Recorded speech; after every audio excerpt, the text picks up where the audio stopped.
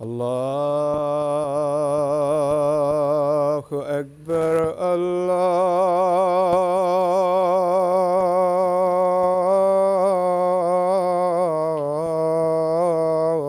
الله أكبر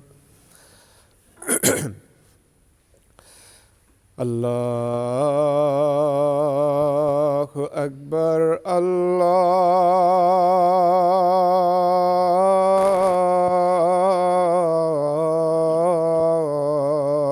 الله أكبر أشهد أن لا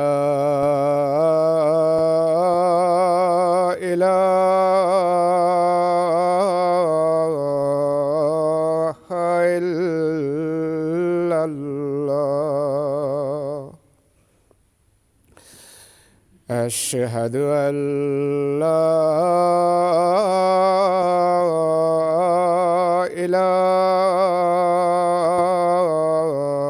إله إلا الله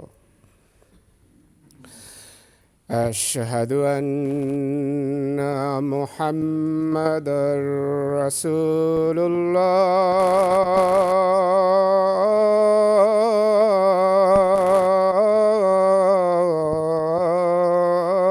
الله أشهد أن محمدًا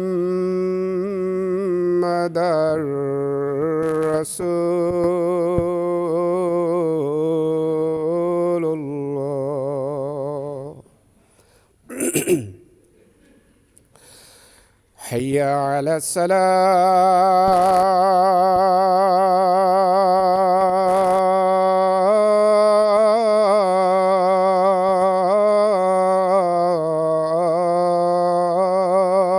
الصلاة حي على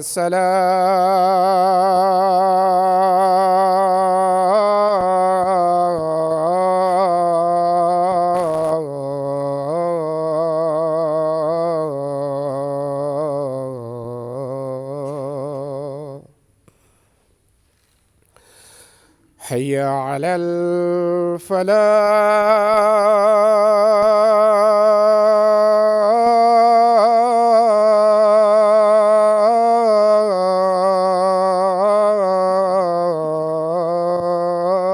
الفلاح حي على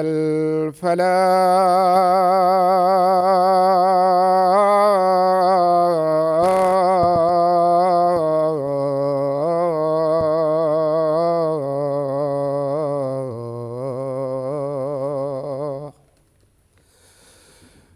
الله أكبر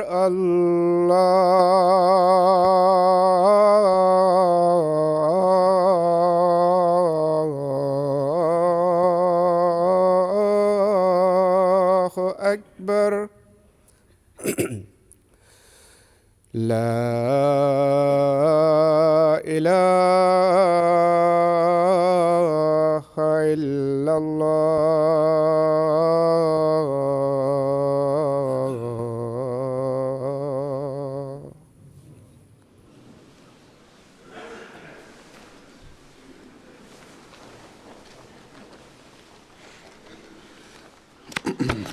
السلام عليكم ورحمة الله.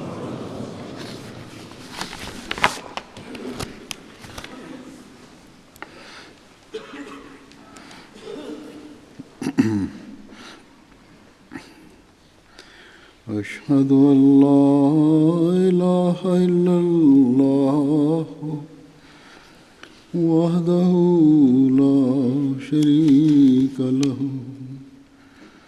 وأشهد أن محمدًا عبده ورسوله أما بعد فأعوذ بالله من الشيطان الرجيم بسم الله الرحمن الرحيم الحمد لله رب العالمين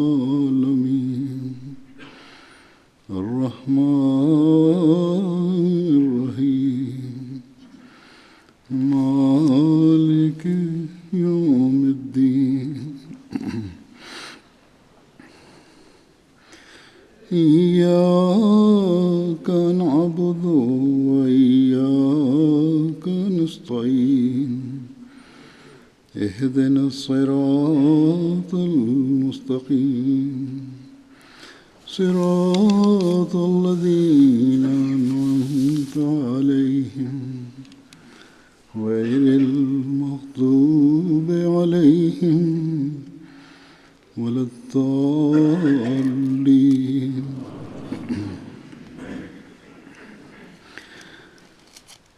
زين للناس حب الشهوات من النساء والبنين والقناطير المقنطرة من الذهب والفضة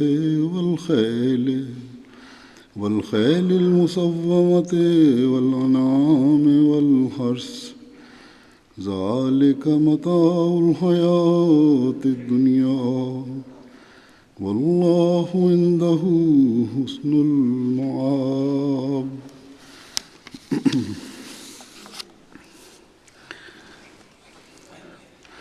اس آیت کا ترجمہ یہ ہے کہ لوگوں کے لیے طبعاً پسند کی جانے والی چیزوں کی یعنی عورتوں کی اور اولاد کی اور ڈھیروں ڈھیر سونے چاندی کی اور امتیازی نشان کے ساتھ داغے ہوئے گھوڑوں کی اور مویشیوں اور کھیتوں کی محبت خوبصورت کر کے دکھائی گئی ہے. یہ دنیاوی زندگی کا عارضی سامان ہے اور اللہ وہ ہے جس کے پاس بہت بہتر لوٹنے کی جگہ ہے.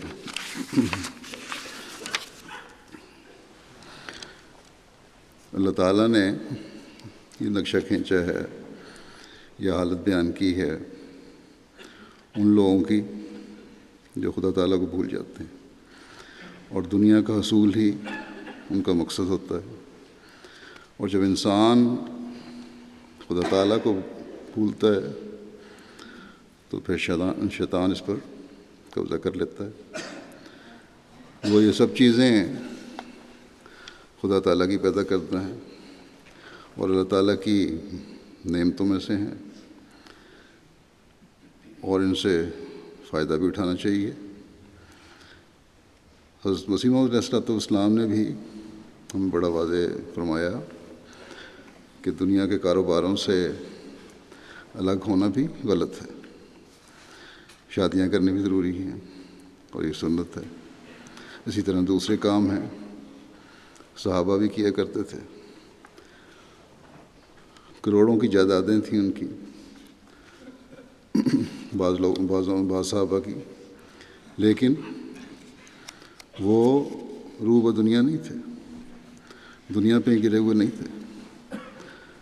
حضرت مسیح موعود علیہ السلام فرماتے ہیں کہ یاد رکھو کہ خدا کا ہرگز یہ منشا نہیں کہ تم دنیا کو بالکل ترک کر دو، بلکہ اس کا جو منشا ہے وہ یہ ہے کہ قد افلح من زکاہا، جس نے نفس کو پاک کیا وہ اپنے مقصود کو پا گیا.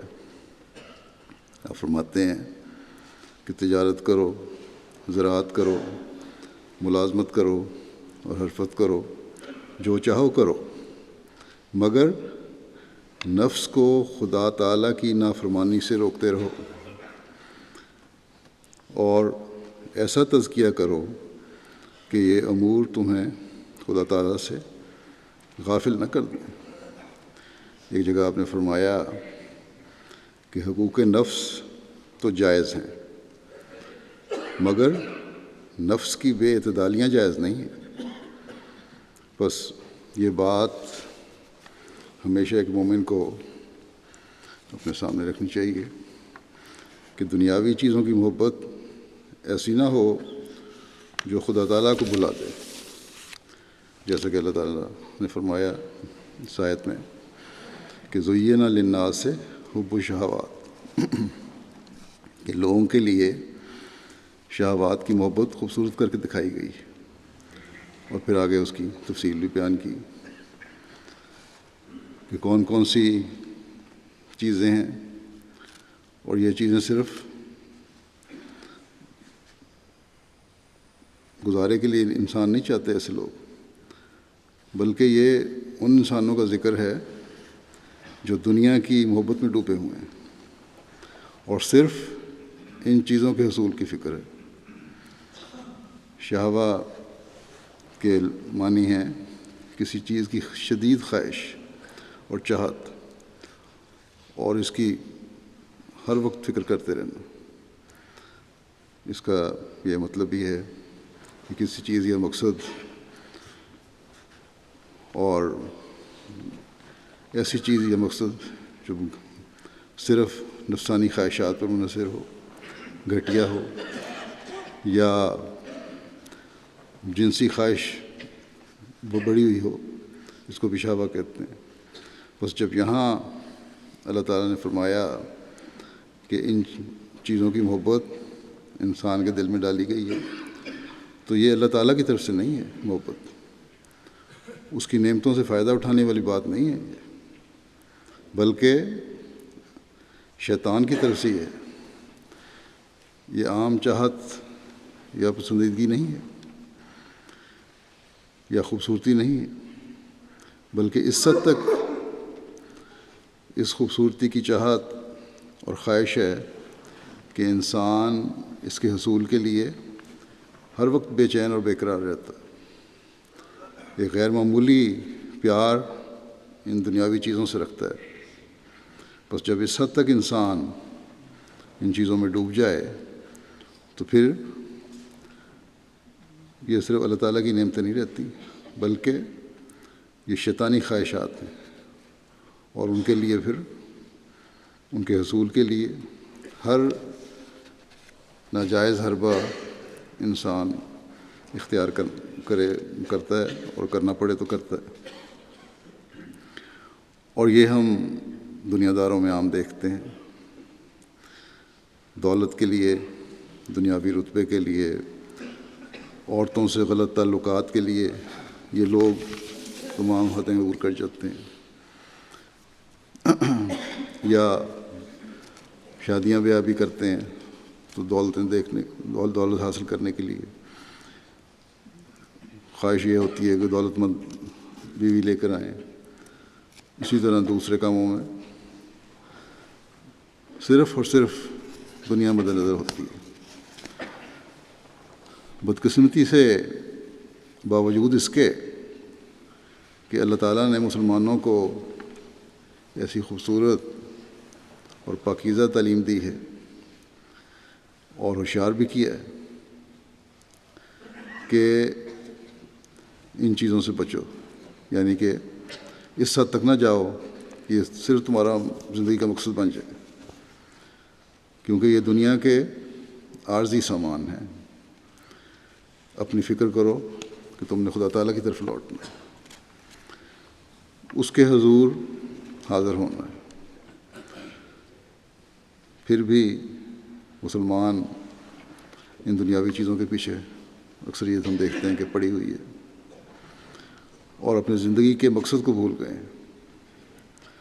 علماء بھی، قوم کے رہنما بھی، اور ہر وہ شخص جس کو موقع ملتا ہے، اسی کوشش ہوتی ہے کہ جس طرح بھی ہو ہم یہ دنیاوی چیزیں حاصل کریں۔ جب ایسی خواہشات قوم کے لیڈروں میں پیدا ہو جائیں تو پھر ملکوں اور قوموں کو نقصان بھی پیدا ہونا شروع ہو جاتا ہے۔ آج کل جو مسلمان ملکوں میں فساد کی حالت ہے وہ اس لیے ہے کہ اللہ تعالیٰ نے جو دین سے دور ہٹے ہوئوں کی اور دنیا داروں کی حالت بتائی تھی وہ مسلمانوں کی ہے۔ لیڈر ہیں تو دولت سمیٹنے کے لیے عوام کی خدمت کا نعرہ لگا کر حکومت میں آتے ہیں، اور پھر دونوں ہاتھوں سے وہ لوٹ مچاتے ہیں کہ تصور سے باہر ہے۔ علماء کو عوام کے دین کی بہتری کی فکر کم ہے۔ اصل کوشش یہ ہے کہ دین کے نام پر عوام کو اپنے پیچھے چلائیں اور کسی طرح حکومت میں آئیں یا حکومت سے مفاد اٹھائیں اور دولت اکٹھی کریں اور جائیدادیں بنائیں. نام تو یہ اللہ کا لیتے ہیں، لیکن اللہ تعالیٰ کا خوف کا کوئی بھی اظہار ان کے عمل سے نہیں ہو رہا ہوتا. پاکستان میں ہم عام یہ حالات دیکھتے ہیں. مسلمان لیڈر مسلمان عوام کو گاجر مولی کی طرح قتل کر رہے ہیں. کوئی حیثیت نہیں انسانی جان کی، لیکن حکومت نہیں چھوڑتے. یہ بھی کئی ملکوں میں ایسی حرکتیں ہو رہی ہیں.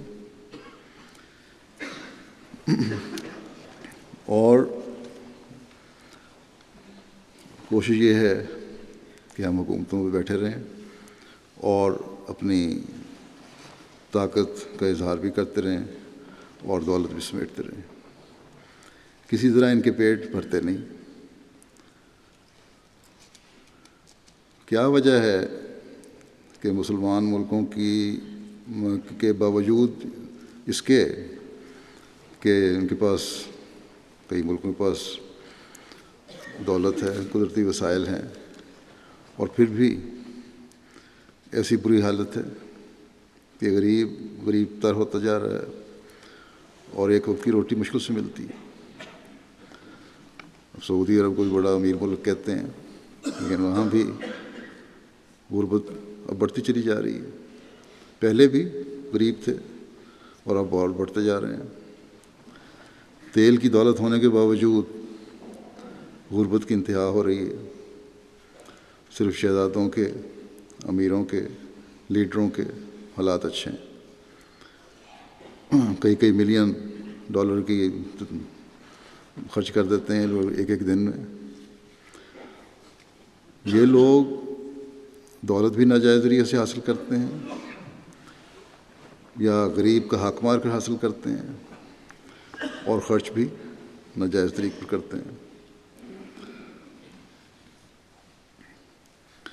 اللہ تعالیٰ ان لوگوں کو، ان حکمرانوں کو، ان بادشاہوں کو، ان مفاد پرستوں کو عقل دے کہ وہ دولتیں سمیٹنے کے بجائے دولت کا صحیح استعمال کرنے والے ہوں، اس کو صحیح مصرف کرنے والے ہوں. اس سے جہاں یہ خدا تعالیٰ کی رضا حاصل کرنے والے ہوں گے، وہاں دنیاوی اعتبار سے بھی ان کی ایک طاقت ہوگی.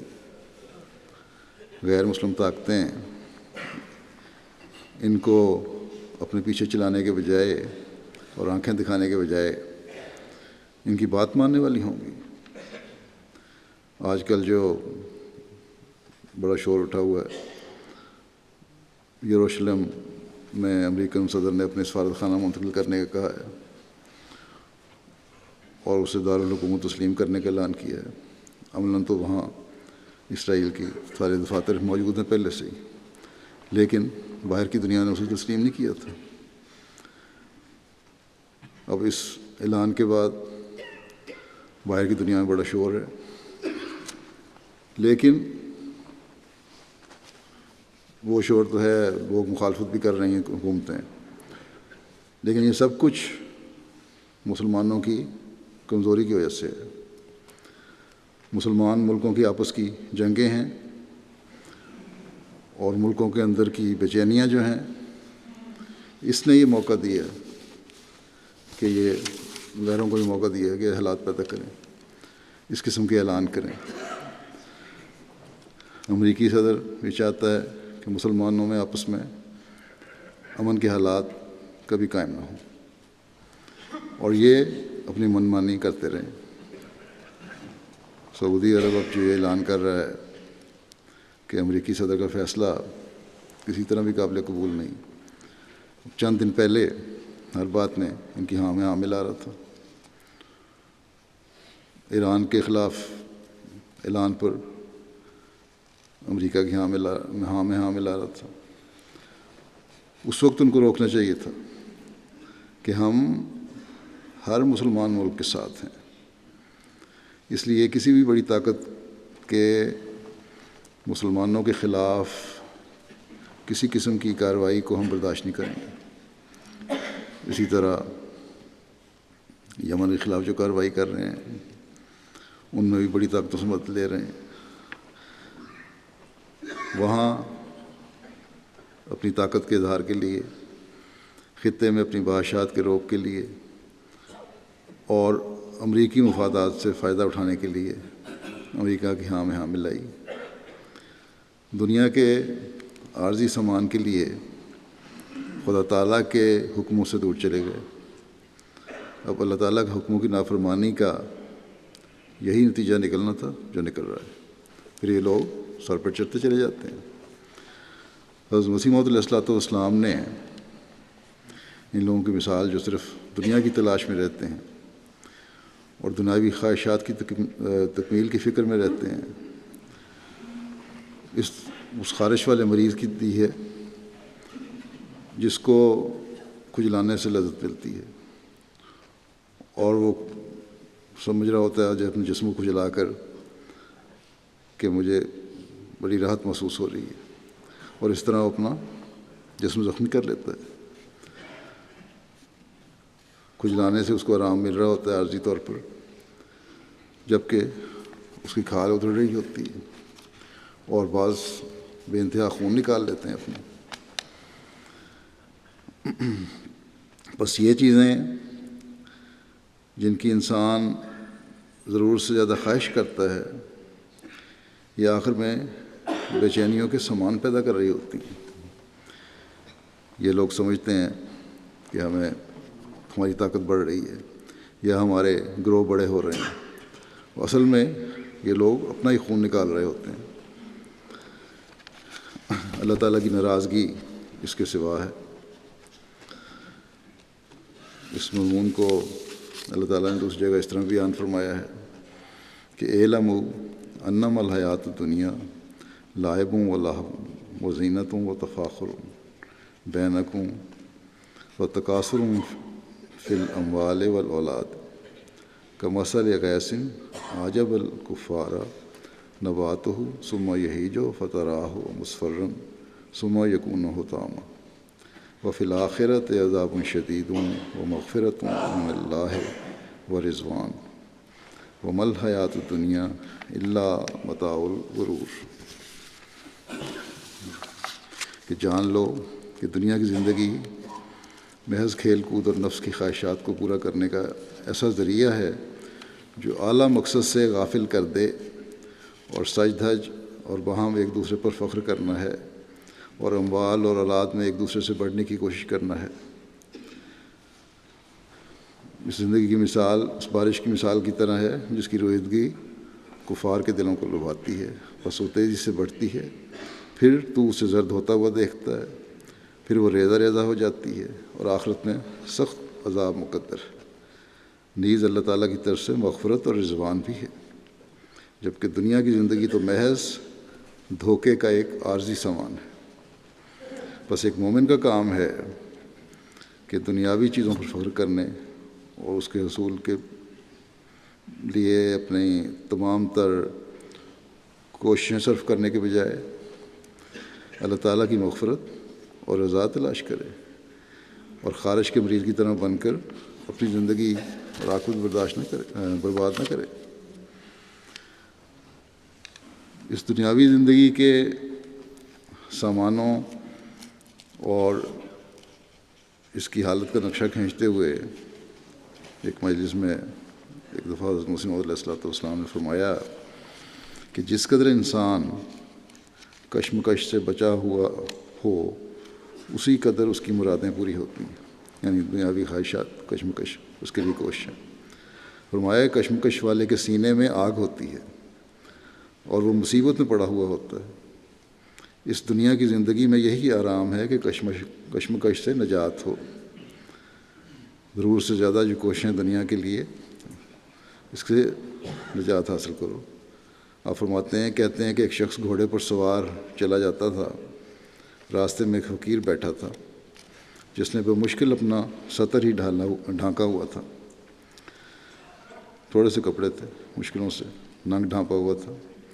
اس نے اس سے پوچھا، اس سوال نے، کہ سائیں جی کیا حال ہے؟ فقیر نے اسے جواب دیا کہ جس کی ساری مرادیں پوری ہو گئی ہوں اس کا حال کیسا ہوتا ہے؟ سوار کو بڑا تعجب ہوا کہ تمہاری ساری مرادیں کس طرح حاصل ہو گئی ہیں؟ فقیر نے کہا کہ جب ساری مرادیں ترک کر دیں تو گویا سب حاصل ہو گئیں۔ آپ فرماتے ہیں کہ حاصل کلام یہ ہے کہ جب یہ سب حاصل کرنا چاہتا ہے تو تکلیف ہی ہوتی ہے، لیکن جب قناعت کر کے سب کو چھوڑ دے تو گویا سب کچھ ملنا ہوتا ہے۔ فرماتے ہیں کہ نجات اور مکتی یہی ہے کہ لذت ہو، دکھ نہ ہو۔ دکھ والی زندگی تو نہ اس جہان کی اچھی ہوتی ہے اور نہ اس جہان کی۔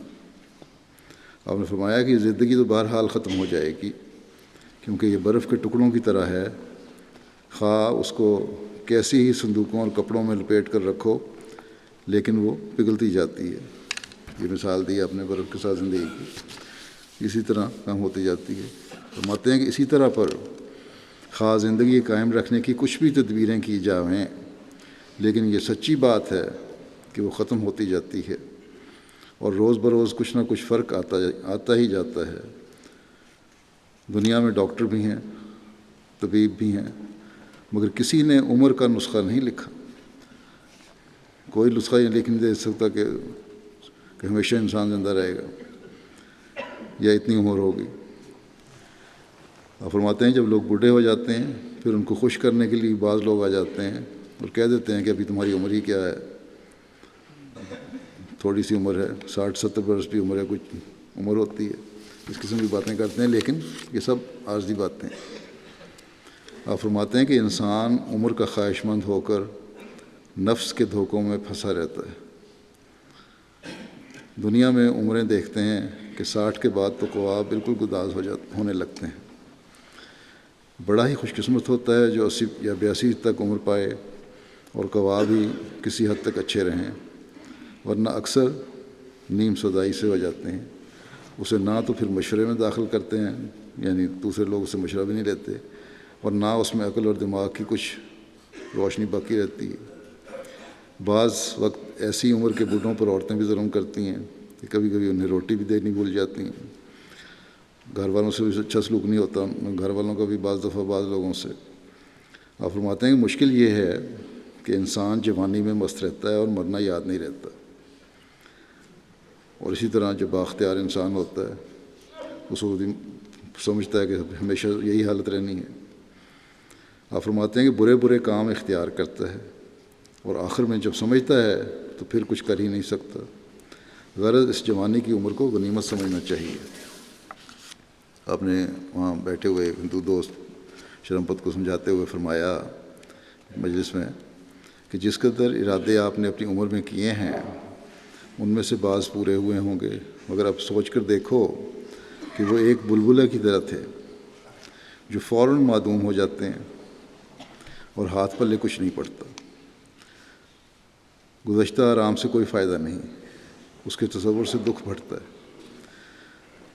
جب انسان تکلیفوں گزشتہ آرام سے گزر جاتا ہے پھر تکلیفوں میں آ جاتا ہے تو فرمایا کہ اس کو فائدہ کوئی نہیں ہوتا، اس کو سوچتا ہے انسان تو پھر دکھ بڑھ جاتا ہے اس سے۔ فرمایا کہ اس سے عقل مند کے لیے یہ بات نکلتی ہے کہ انسان ابن الوقت ہو، وقت کے مطابق چلے پہچانے۔ رہی زندگی انسان کی جو اس کے پاس موجود ہے، جو گزر گیا وہ وقت مر گیا، اس کے تصورات بے فائدہ ہیں۔ دیکھو جب ماں کی گود میں ہوتا ہے اس وقت کیا خوش ہوتا ہے، سب اٹھاتے ہیں پھرتے ہیں، وہ زمانہ ایسا ہوتا ہے کہ گویا بہشت ہے، اور اب یاد کر کے دیکھو کہ وہ زمانہ کہاں ہے، وہ بھی گزر گیا۔ عارضی چیزیں ہیں ساری دنیا کی، آسانیاں بھی عارضی ہیں، اس لیے کسی کو جب آسانیاں ملیں، اختیارات ملیں، حکومتیں ملیں تو یہ چیزوں کو سامنے رکھنا چاہیے۔ آپ نے فرمایا کہ زمانے پھر کہاں مل سکتے ہیں۔ ایک واقعہ بیان کرتے ہیں آپ، حکایت روایت فرماتے ہیں کہ لکھا ہے کہ ایک بادشاہ چلا جاتا تھا، چند چھوٹے لڑکوں کو دیکھ کر رو پڑا، جب سے اس صحبت کو چھوڑا دکھ پایا۔ اس لیے پڑا کہ بچے چھوٹے کھیل رہے ہیں اور ہر فکر سے آزاد ہیں، اور یہی اپنا بچپن اس کو یاد آ گیا کہ کیا وہ زمانہ تھا اور اب ایسا زمانہ ہے۔ تو بادشاہوں کو بھی سکون اور چین نہیں آتا باوجود آراموں کے۔ آپ فرماتے ہیں اگر بس صرف یہ ہے کہ احساس ہونا چاہیے۔ آپ فرماتے ہیں کہ پیرانہ سالی کا زمانہ برا ہے، اس وقت عزیز بھی چاہتے ہیں کہ مر جاوے، اور مرنے سے پہلے قوا مر جاتے ہیں۔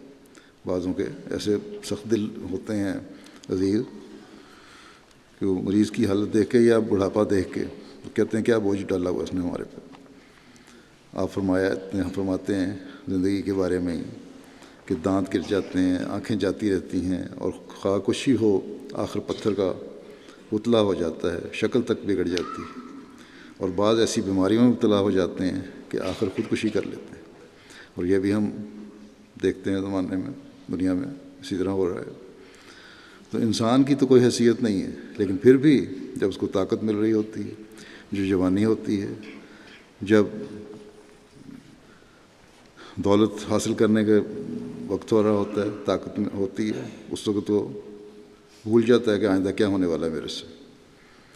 آپ فرماتے ہیں کہ بعض اوقات جن دکھوں سے بھاگنا چاہتا ہے یک دفعہ ان میں مبتلا ہو جاتا ہے، اور اگر اولاد ٹھیک نہ ہو تو اور بھی دکھ اٹھاتا ہے۔ اس وقت سمجھتا ہے کہ غلطی کی اور عمر یوں ہی گزر گئی۔ اس وقت یاد آتا ہے کہ اللہ تعالیٰ کے حکموں پر چلنا ہی بہتر تھا، اور اس کے مطابق زندگی گزارنی چاہیے تھی، بجائے اس کے کہ دنیا میں پڑھ کے اللہ تعالیٰ کو بھول جائے انسان۔ بس بہت سے فرعون بھی گزرے، حامان بھی گزرے، جن کی زندگیوں پر اگر انسان غور کرے، بڑے بڑے طاقتور لوگ آئے، ان سے پتہ چلتا ہے کہ ان کو ان کی دنیاوی جاہ و حشمت کوئی فائدہ نہیں دے سکی۔ آج کی جو حکومتیں ہیں ان سے زیادہ طاقتور حکومتیں تھیں اختیارات کے لحاظ سے، لیکن سب ختم ہو گئی۔ آپ فرماتے ہیں کہ عقل مند وہی ہے جو خدا کی طرف توجہ کرے، خدا کو ایک سمجھے، اس کے ساتھ کوئی نہیں۔ ہم نے آزما کر دیکھا ہے، نہ کوئی دیوی نہ دیوتا، کوئی کام نہیں آتا۔ اگر یہ صرف خدا تعالیٰ کی طرف نہیں جھکتا تو کوئی اس پر رحم نہیں کرتا۔ اگر کوئی آفت آ جاوے تو کوئی نہیں پوچھتا۔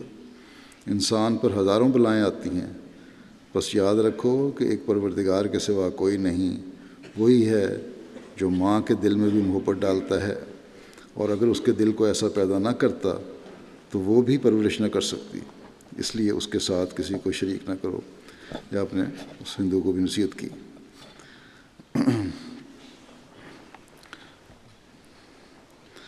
دیوی دیوتا ظاہری شکل میں بھی بعض مذہب ہیں، بناتے ہیں لوگ، اور یہ دنیاوی چیزیں جو ہیں، مال ہے، اولاد ہے، طاقت ہے، حکومت ہے، یہ بھی اللہ تعالیٰ کے شریک بنا کر کھڑے کر لیتا ہے انسان۔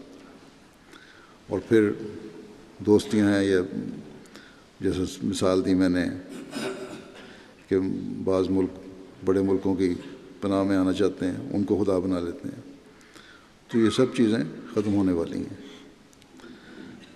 اور پھر جیسا کہ اللہ تعالیٰ نے فرمایا ہے کہ جہنم ایسوں کا ٹھکانہ بن جاتی ہے۔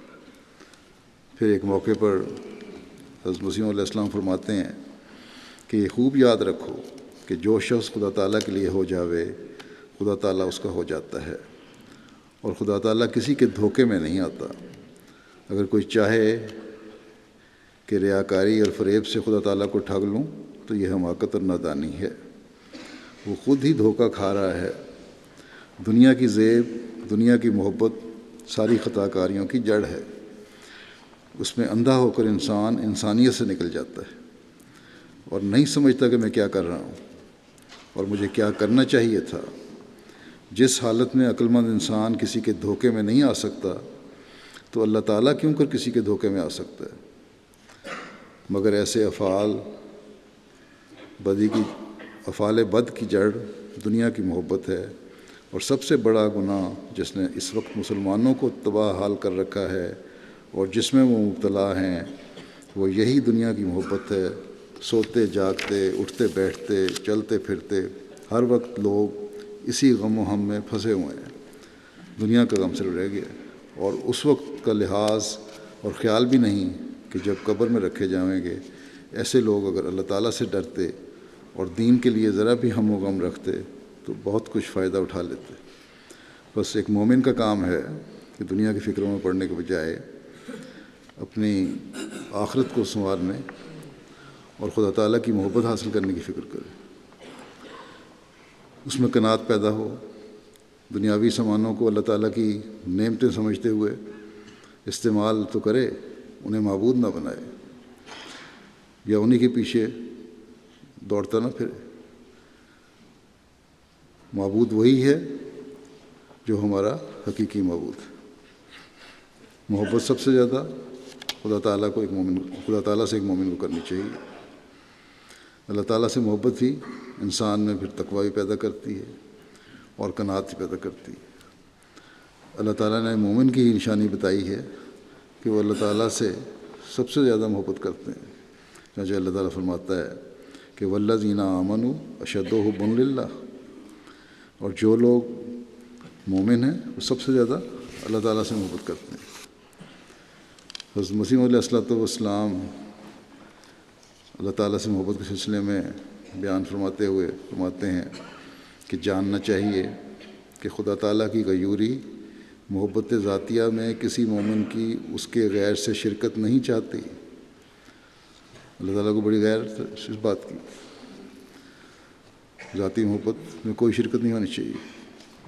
فرمایا کہ ایمان جو ہمیں سب سے زیادہ پیارا ہے وہ اسی بات سے محفوظ رہ سکتا ہے کہ ہم محبت میں دوسرے کو اس سے شریک نہ کریں۔ اللہ جل شانہ مومن کی یہ علامت فرماتا ہے کہ والذین آمنوا اشد حبا للہ، یعنی جو مومن ہیں وہ خدا سے بڑھ کر کسی سے دل نہیں لگاتے۔ محبت ایک خاص حق اللہ جل شانہ کا ہے، جو شخص اس کا حق دوسرے کو دے گا وہ تباہ ہوگا۔ تمام برکتیں جو مردان خدا کو ملتی ہیں اور تمام قبولیتیں جو ان کو حاصل ہوتی ہیں، کیا وہ معمولی وظائف سے یا معمولی نماز روزے سے ملتی ہیں؟ ہرگز نہیں، بلکہ وہ تو توحید فی المحبت سے ملتی ہیں،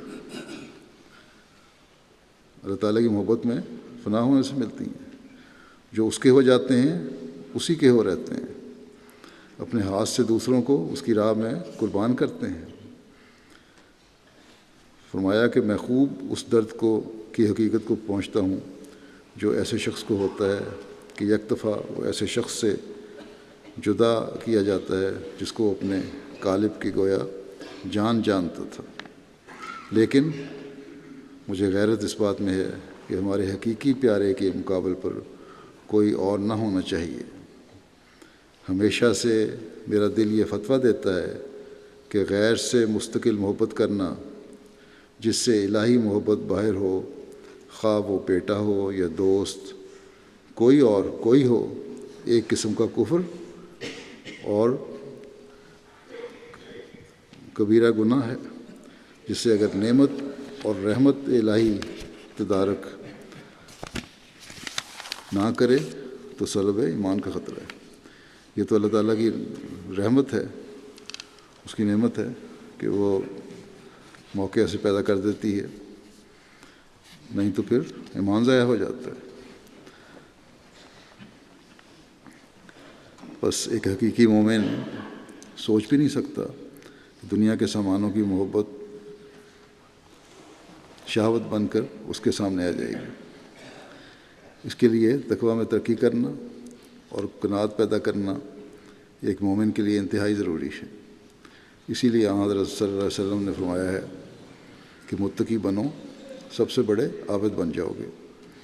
خدا تعالیٰ کی محبت اور تقویٰ دل میں پیدا ہوگا تو پھر اللہ تعالیٰ کی عبودیت اور عبادت کا حق بھی انسان ادا کر سکتا ہے۔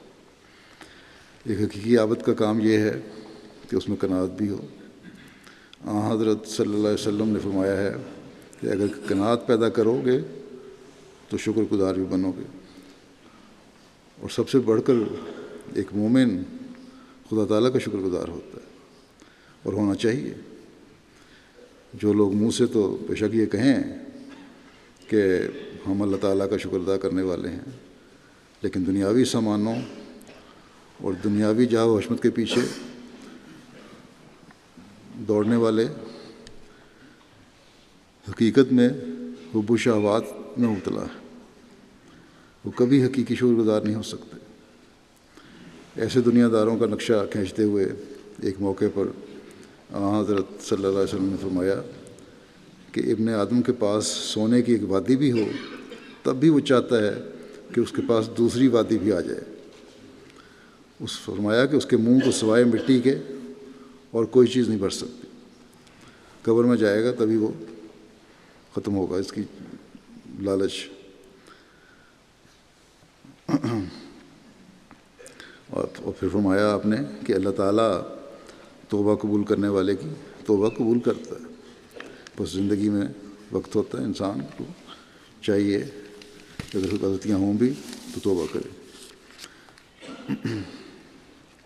حضرت صلی اللہ علیہ وسلم ایک مومن کے قناعت کا معیار بیان فرماتے ہوئے فرماتے ہیں کہ جس شخص نے دلی اطمینان اور جسمانی صحت کے ساتھ صبح کی اور اس کے پاس ایک دن کی خوراک ہے، اس نے گویا ساری دنیا جیت لی اور اس کی ساری نعمتیں اسے مل گئیں۔ بس یہ ہے قناعت کا معیار ایک مومن کے لیے۔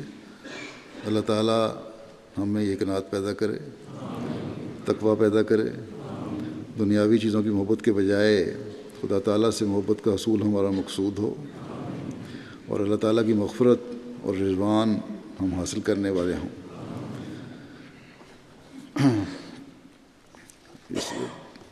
اس دعا کی طرف بھی توجہ دلانا چاہتا ہوں، جیسا کہ میں نے پہلے مختصر ذکر کیا ہے کہ مسلمان ممالک کے لیڈر جو دنیاوی خواہشات کے پیچھے پڑے ہوئے ہیں اور جنہوں نے عملاً خدا تعالیٰ کے بجائے بڑی طاقتوں کو اپنا خدا بنایا ہوا ہے اور سمجھتے ہیں کہ ان سے دوستی ہماری بقا اور ترقی کی ضمانت بن سکتی ہے۔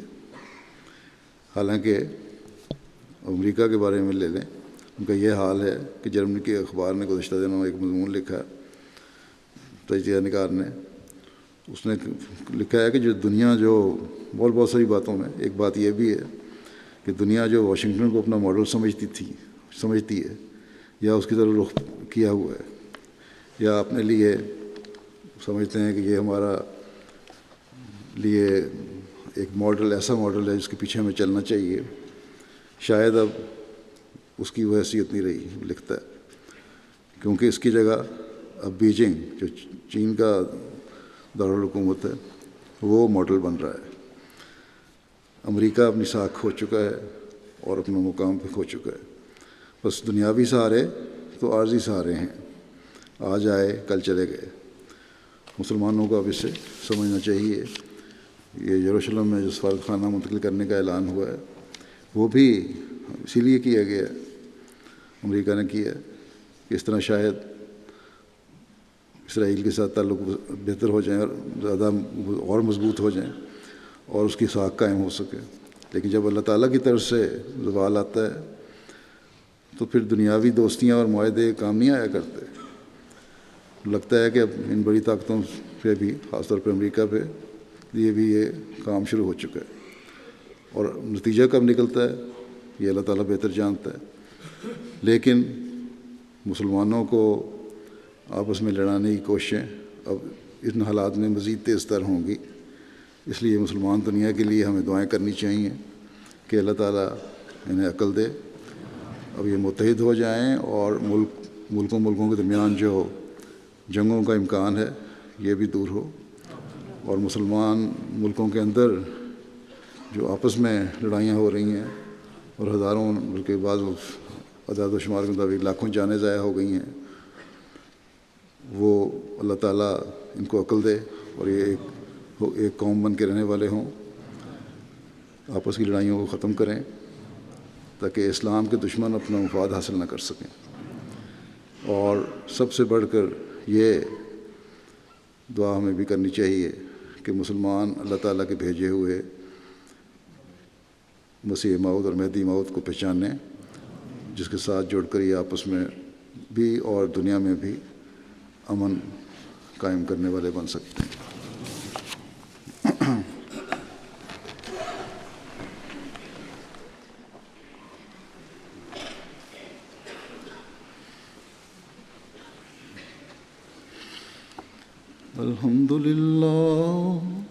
अल्हम्दुलिल्लाह नहमदुहु व नस्तईनुहु व नस्तगफिरुहु व नुमिनु बिही व नतवक्कलु अलैहि व नऊज़ु बिल्लाहि मिन शुरूरि अनफुसिना व मिन सय्यिआति अअमालिना। मन यहदिहिल्लाहु फला मुदिल्ल लहु व मन युद्लिल्हु फला हादिय लहु व नशहदु अन ला इलाहा इल्लल्लाह व नशहदु अन्ना मुहम्मदन अब्दुहु व रसूलुहु। इबादल्लाह रहिमकुमुल्लाह, इन्नल्लाह यअमुरु बिल अदलि वल इहसानि व ईताइ ज़िल क़ुर्बा व यन्हा अनिल फ़हशाइ वल मुनकरि वल बग़य यइज़ुकुम लअल्लकुम तज़क्करून। उज़्कुरुल्लाह यज़्कुरुकुम वद्ऊहु यस्तजिब लकुम वलज़िक्रुल्लाहि अकबर।